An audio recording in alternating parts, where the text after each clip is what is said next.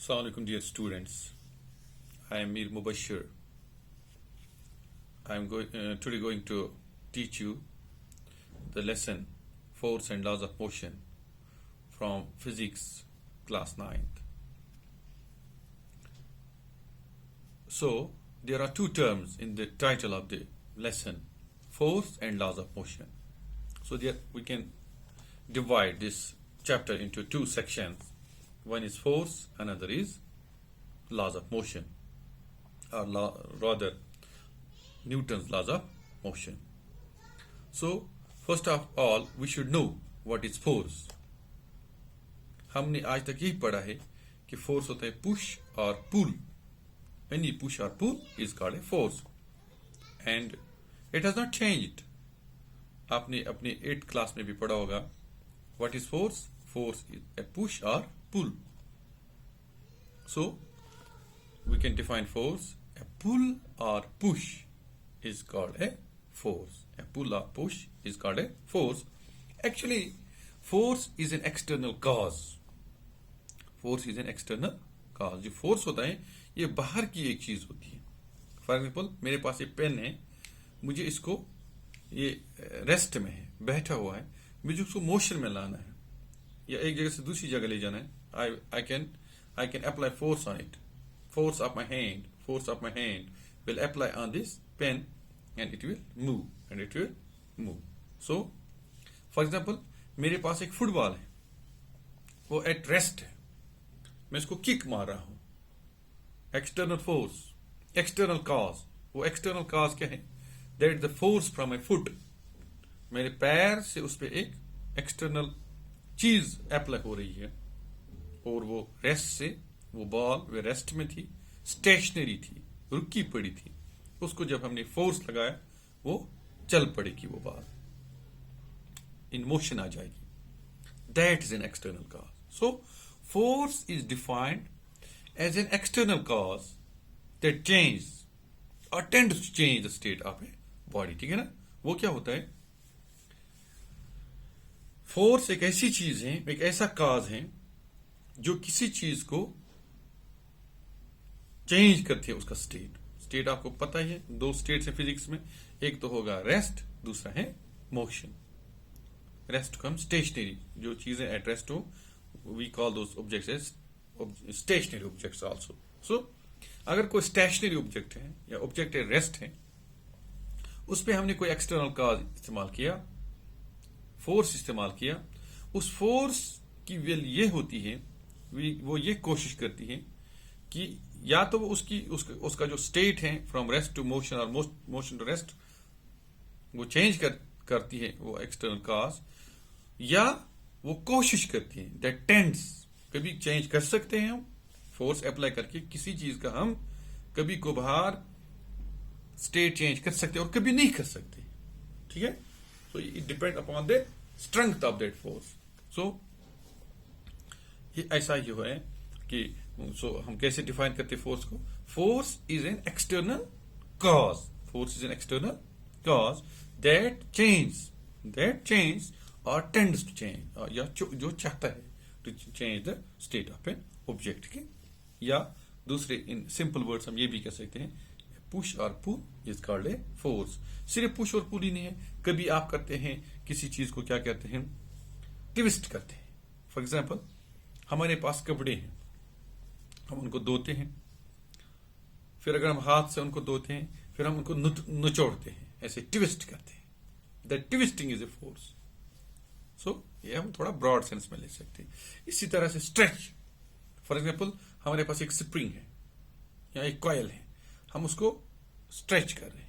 It means we are applying force, और हम उसको उसमें चेंज ला रहे हैं.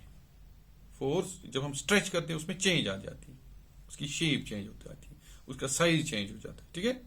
इसी तरह से ये चीजें पुशिंग, पुल्लिंग, ट्विस्टिंग, है ना, प्रेसिंग, ऐसी चीजों को भी हम फोर्स का नाम दे सकते हैं. ठीक है?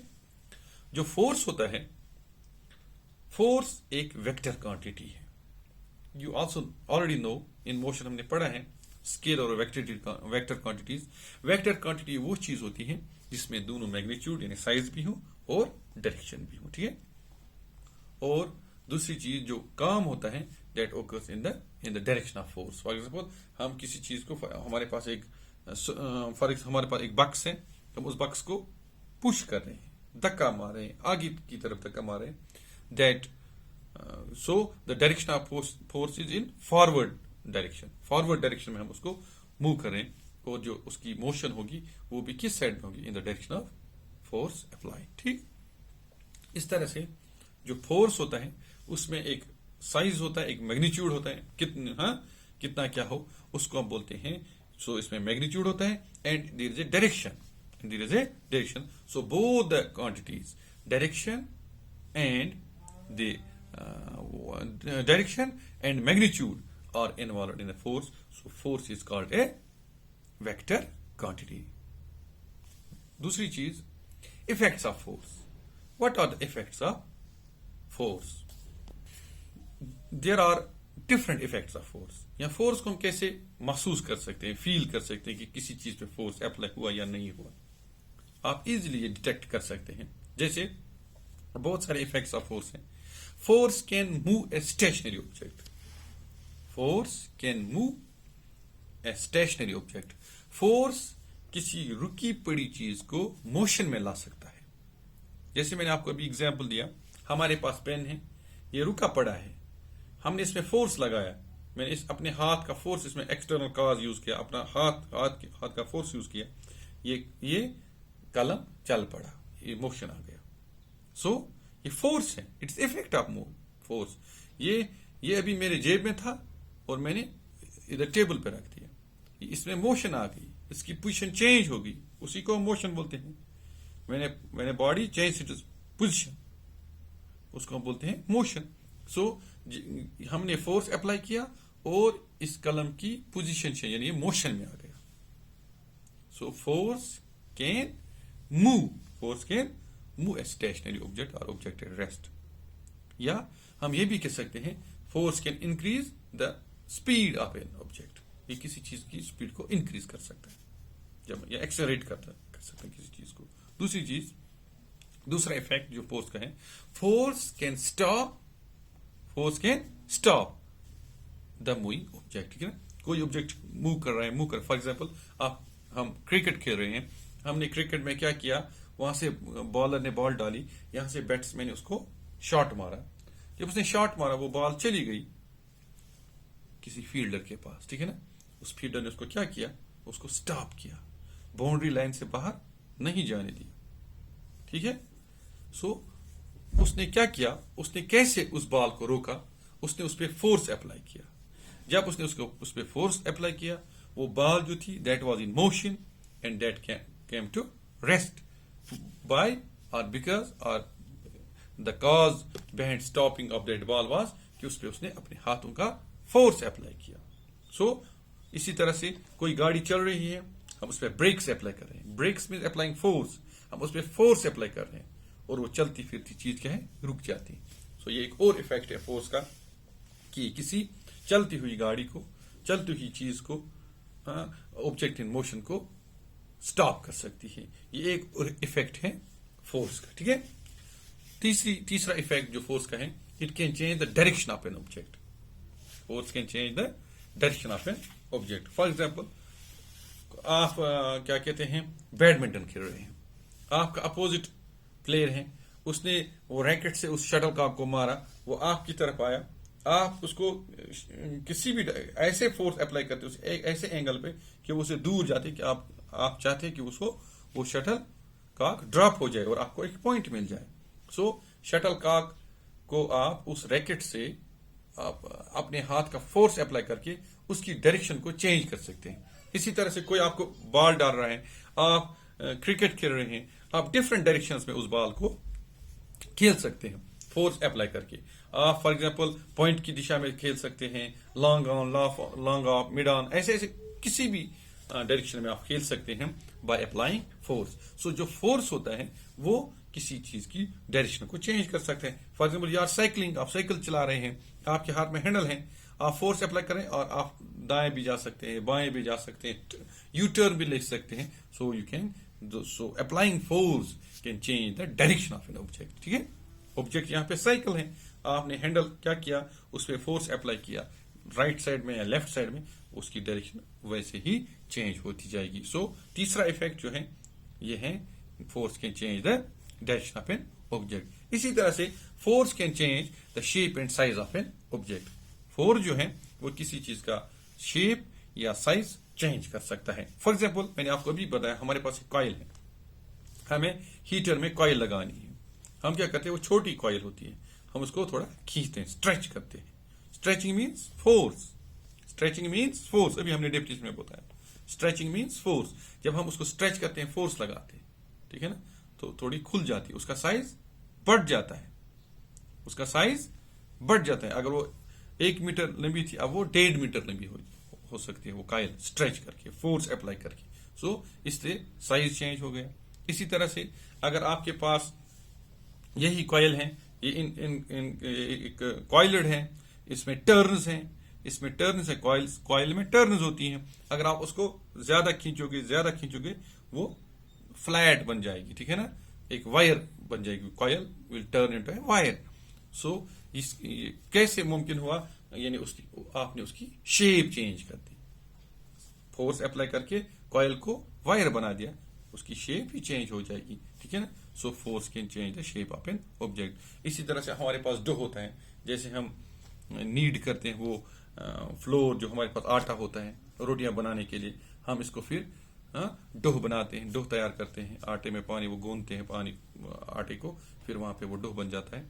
उस डो को हम डिफरेंट साइज डिफरेंट शेप की क्या कहते हैं रोटियां बना सकते हैं बाय अप्लाइंग फोर्स। सो ये सब चीजें हैं। हम आपके पास बलून है, आप उसको, वो राउंड है, आप उसको दबा सकते हैं, ठीक है ना, वो फ्लैट बन जाता है।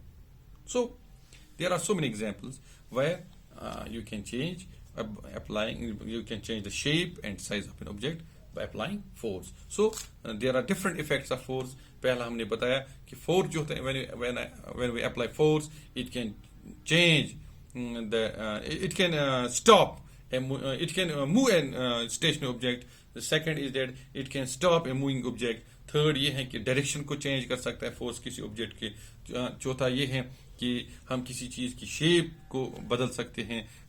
पांचवा ये है जब हम अप्लाई फोर्स करते हैं या फोर्स का इफेक्ट, और एक ये भी है कि हम किसी चीज का साइज भी चेंज कर सकते हैं बाय अप्लाइंग फोर्स। फिर हमारे पास 2 टाइप्स ऑफ फोर्स होते हैं, एक होता है कंटैक्ट फोर्स, दूसरे होते हैं नॉन कंटैक्ट फोर्सेस। क्योंकि कंटैक्ट फोर्स वो फोर्स होते हैं जब 2 चीजों के दरमियान फोर्स अप्लाई हो और वो एक दूसरे के कंटैक्ट में हो, तब हम कह सकते हैं कि ये फोर्स जो है ये कंटैक्ट फोर्स है, ठीक है ना। इसकी बहुत सारी किस्में हैं। फॉर एग्जांपल हमारे पास अप्लाइड फोर्स है, जैसे हम पुश, पुल, ड्रैग इसको हम बोलते हैं। इसको हम, फॉर एग्जाम्पल मुझे किसी चीज को खींचना है, ड्रैग करना है, मैं उसको पकड़ता हूँ। हमारे घर में कारपेट है, उस कारपेट को हमने डस्टिंग करनी है, उसको झाड़ना है, हम उस कारपेट को पकड़ के खींचते हैं। सो ये कंटैक्ट फोर्स हो गया, हमारा हाथ उसके कंटैक्ट में आ गया, हाथ और कारपेट एक दूसरे के कंटैक्ट में आ गई। इस फोर्स को हम बोलते हैं अप्लाइड फोर्स। ये एक ड्रैग फोर्स है। इसी तरह किसी दरवाजे को आपको खोलना है, आपने उसको पकड़ना है, फिर जाके आप खोल सकते हैं या बंद कर सकते हैं। पुश, पुल, ड्रैग, ऐसे फोर्स को हम बोलते हैं अप्लाइड फोर्स। ये भी एक कंटैक्ट फोर्स है। इसी तरह से एयर रेजिस्टेंस फोर्स एक कंटैक्ट फोर्स है। फॉर एग्जाम्पल कोई चीज जब एयर में चलती है, एयर उसको क्या करती है, रेजिस्ट करती है। सो ये एक क्या कहते हैं इसको, ये एक कंटैक्ट फोर्स है। तब तक ये फोर्स अप्लाई नहीं होगा जब तक कोई चीज हवा में रोल करे, चले, फिर जाके हवा उसको क्या करते हैं, पीछे बाहर रेजिस्ट करती है, पीछे धकेल देती है। सो इसको बोलते हैं एयर रेजिस्टेंस फोर्स। ये भी एक कंटैक्ट फोर्स है। इसी तरह से नॉर्मल फोर्स ऐसा होता है, फॉर एग्जाम्पल आपने बुक को टेबल पे रखा, ये एक दूसरे के कंटैक्ट में आ गई, बुक जो है उस पर वजन डालेगी, वेट फोर्स ऑफ वेट डालेगी। इसी तरह से जो टेबल होगा वो उसको रेजिस्टेंस फोर्स ऊपर की तरफ धक्का मारेगी, वो टेबल धक्का मारेगा। So it is a normal force, ये नॉर्मल एक्ट करता है, ठीक है। इसी तरह से हमारे पास फ्रिक्शनल फोर्स है, ये भी एक कंटैक्ट फोर्स है। जो भी चीज जमीन पे चलती है उसको अपोज करती है, एक फ्रिक्शन फोर्स ऑफ अर्थ। इसी तरह से जब कोई चीज किसी के ऊपर स्लाइड करती है, चलती है, रगड़ती है, उस रगड़ वाली फोर्स को हम बोलते हैं फ्रिक्शन फोर्स। वो भी तब रगड़ तब ही आ जाती है जब दो चीजें एक दूसरे के कंटेक्ट में आ जाए। सो ऐसे ये एग्जांपल्स है किसकी, कंटेक्ट फोर्सेस की, ठीक है। दूसरा चीज होता है नॉन कंटेक्ट फोर्स। ऐसे फोर्सेस जो दो बॉडीज के बीच में क्या कहते हैं एक्ट करते हैं, लेकिन जरूरी नहीं है कि वो दो बॉडीज एक दूसरे के बिल्कुल साथ हो, नजदीक हो, ठीक है ना। तो ऐसी फोर्स को हम बोलते हैं non contact forces. Non contact force में हमारा ग्रेविटेशन फोर्स आता है, क्योंकि ग्रेविटेशन फोर्स वो फोर्स होता है जो एक्ट करता है between two bodies having some mass, ठीक है ना। ग्रेविटेशन फोर्स किसी भी दो चीजों के दरमियान एक्ट करता है जिनके पास मास हो, ठीक है ना, क्योंकि डिपेंड करता है मास पे। जितना ज्यादा मास दो बॉडीज का होगा उतना उनका प्रोडक्ट मास का होगा, उतना ही ज्यादा उनमें फोर्स ऑफ ग्रेविटेशन होगा। ये हम आगे पढ़ेंगे इस ग्रेविटेशन चैप्टर में, ठीक है। सो ग्रेविटेशन फोर्स जो होता है ये जरूरी नहीं है ये चीजें क्या हो, एक दूसरे के नजदीक हो। उनमें जितनी ज्यादा डिफरेंस उतना कम होगा, जितना नजदीक होंगे वो उतना ज्यादा में स्ट्रांग फोर्स ऑफ अट्रैक्शन होगा, लेकिन उनमें ग्रेविटेशनल फोर्स होगा। ये जरूरी नहीं एक दूसरे के कंटेक्ट में हो। सो इस ग्रेविटेशनल फोर्स को हम कह सकते हैं ये एक नॉन कंटैक्ट फोर्स है। क्या है ये, नॉन कंटैक्ट फोर्स। इसी तरह से इलेक्ट्रोस्टैटिक फोर्सेस हैं, मैग्नेटिक फोर्सेस हैं। फॉर एग्जाम्पल हमारे पास इलेक्ट्रिक फोर्स है, इलेक्ट्रोस्टैटिक फोर्स और ग्रेविटेशनल फोर्स तकरीबन एक जैसा होता है, दे आर सेम सिमिलर। लेकिन जो ग्रेविटेशनल फोर्स होता है that is a force between two bodies having some mass, ठीक है ना। अगर दो चीजों के दरमियान, दो बॉडीज के दरमियान उनका कुछ मास है, उस मास की वजह से वो एक दूसरे को अट्रैक्ट करते हैं, ठीक है ना। सो लेकिन ये जो इलेक्ट्रोस्टैटिक फोर्स होता है ये एक्ट करता है बिटवीन टू चार्जेस, ठीक है ना। फॉर पॉजिटिव और नेगेटिव चार्ज जो है एक दूसरे को अट्रैक्ट करते हैं, ठीक है ना। ऐसे फोर्स को हम बोलते हैं इलेक्ट्रोस्टैटिक फोर्सेस। आपने देखा होगा अगर आप अपने बालों में कंघा करोगे, ठीक है ना, वो कंघा जब आप छोटे छोटे कागज के तिन के नीचे रखोगे, उनके नजदीक लोगे आप, वो उनको अपनी तरफ खींचता है। ये ड्यू टू इलेक्ट्रोस्टैटिक फोर्स होता है। इसी तरह से इलेक्ट्रोस्टैटिक चार्जेस आप देख सकते हैं। कभी कभार आपने वो वूलन स्वेटर लगाई होती है, फिर आप उसको निकालते हैं, उसमें वो स्पार्क्स निकलती, चिंगारियां छोटी छोटी निकलती, वो इलेक्ट्रोस्टैटिक फोर्स की क्या है, एग्जाम्पल है। ऐसी फोर्सेस। सो ये जो फोर्सेस होते हैं ये जरूरी नहीं जो चीजें नजदीक हो, ये ऐसे भी यानी दूर दूर भी दो ऑब्जेक्ट्स उनमें ये फोर्सेस एक्ट करते हैं। इनको बोलते हैं नॉन कंटैक्ट फोर्स। एक और नॉन कंटैक्ट फोर्स है मैग्नेटिक फोर्स। फॉर एग्जाम्पल हमारे पास एक मैग्नेट है, और दूर से हम रखेंगे एक नेल रखेंगे, फॉर एग्जाम्पल आयरन का होगा, अगर हम उसको दूर भी रखते हैं वो एक दूसरे को अट्रैक्ट करते हैं, मैग्नेट उसको खींचता है। सो वो एक दूसरे के नजदीक नहीं होते हैं, दूर से भी एक दूसरे को खींचते हैं। सो ये क्या होता है, ये न फोर्स है, वहां पे फोर्स है, यानी फोर्स उसको पुल कर रहा है अपनी तरफ। मैग्नेट का फोर्स उसको उस कील को अपनी तरफ पुल कर रहा है। It means there is force, लेकिन ये दो चीजें एक दूसरे के कंटेक्ट में भी अगर ना हो तब जाके भी उसको खींचता है। सो ऐसे फोर्स को हम बोलते हैं नॉन कंटैक्ट फोर्स। ये होता है कंटैक्ट और नॉन कंटैक्ट फोर्स। उसके बाद यूनिट ऑफ फोर्स। फोर्स को हम कैसे मेजर करते हैं, फोर्स को हम न्यूटन्स में मेजर करते हैं। फोर्स का यूनिट होता है न्यूटन, ठीक है। आगे जाके हम देखेंगे F is equal to ma। Force बराबर होता है mass product of mass and acceleration, product of mass and acceleration. So अगर एक न्यूटन किसके बराबर होता है, फोर्स का यूनिट अब न्यूटन है। सो अब इसको हम डिनोट करते हैं by capital, by letter N, ठीक है ना। कैपिटल एन से हम इसको डिनोट करते हैं न्यूटन को। एक न्यूटन किसके बराबर होता है, आप देखो कि F is equal to ma, force बराबर है मास एंड एक्सेलरेशन। कहते हैं एक न्यूटन फोर्स होता है अगर 1 kg मास हम ले लेंगे, ठीक है ना, उसकी एक्सेलरेशन 1 मीटर पर सेकंड होगी, 1 मीटर पर सेकंड स्क्वायर होगी, ठीक है ना। उस पे जो फोर्स एक्ट करते हैं वो होगा 1 Newton force. So what is 1 Newton force? 1 Newton force is that force, 1 Newton force is that force which produce an acceleration of 1 meter per second square in a body having mass of 1 kg. So I think it's sufficient for today. So हमने पढ़ा force क्या होता है, contact force क्या होते हैं, non contact force क्या होते हैं, यूनिट ऑफ फोर्स क्या है, इफेक्ट्स ऑफ फोर्स क्या है. It's sufficient for today. Have a nice time.